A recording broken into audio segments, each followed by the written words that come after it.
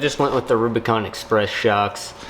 Didn't want to pay $200 a shock for a box, so went with these.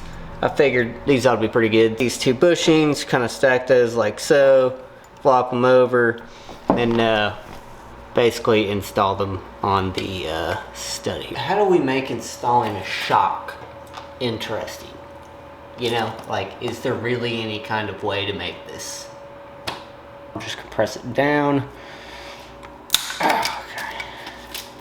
Yeah, they like, it literally just sprung up like maybe an inch, so I don't even know why they strap it down. They normally they put it real low so then you can kind of cut it and guide it up in, but not getting that today.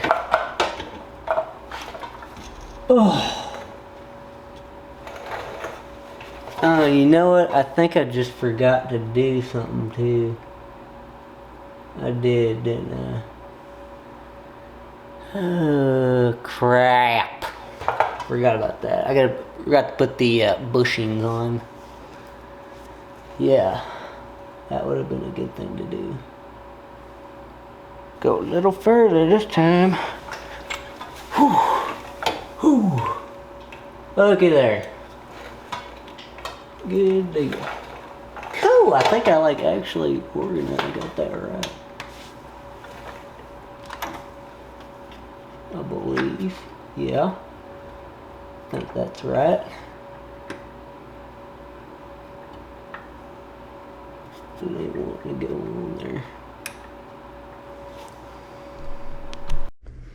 Okay, so it's this stinking nut here they forgot to put in.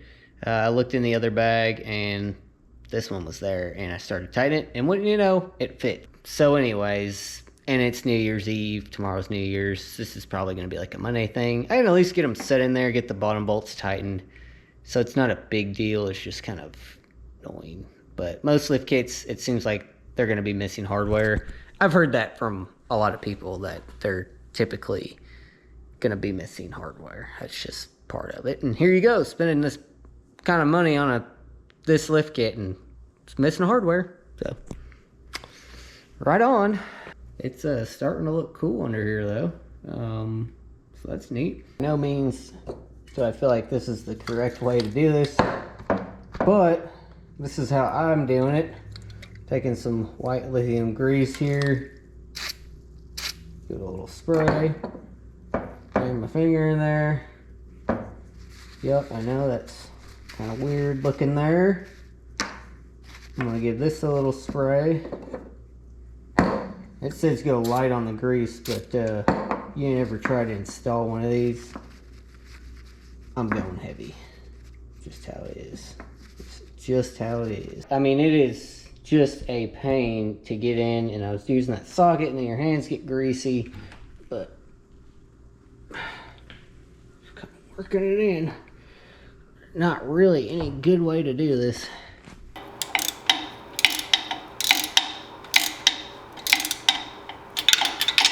Yes, but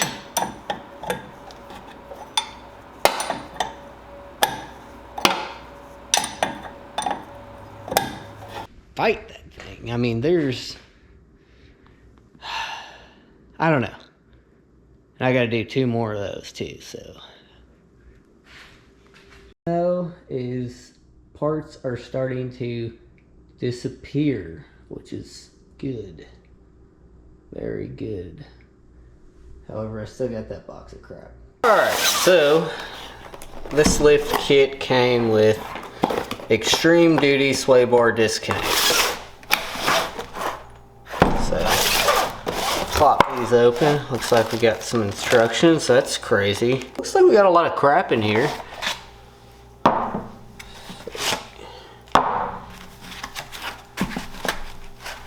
Have no idea what any of this stuff is.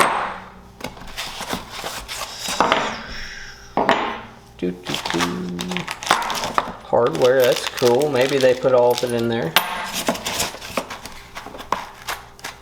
That would be too convenient.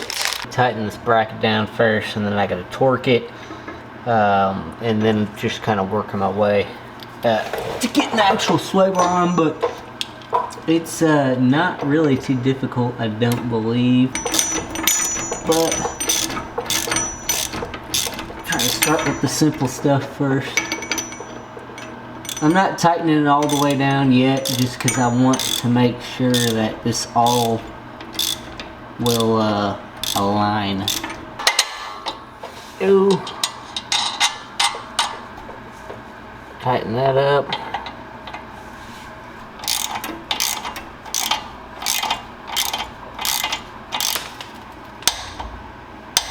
Oh, okay. That was not fun. I took an Allen key here, and then I took a wrench, and then just kind of created leverage with it. I mean, it was spinning pretty bad, but the problem is if you use the spring, then you can't get the thing you're using that was compressed against the spring, so that's what ultimately ended up working. Alright, we're at 40 there. Right in here. It's looking like it. Okay. And then